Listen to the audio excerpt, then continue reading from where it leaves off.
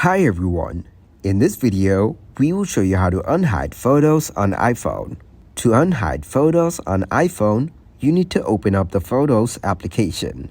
Once you get into Photos app, scroll down and you will find hidden options from here. After that, click on the hidden folder option from here. Then, your hidden folder asks you to verify yourself by using your face lock options. Now, you will be able to see the photo you hid earlier. And if you want to unhide the photos, simply click on that specific photo.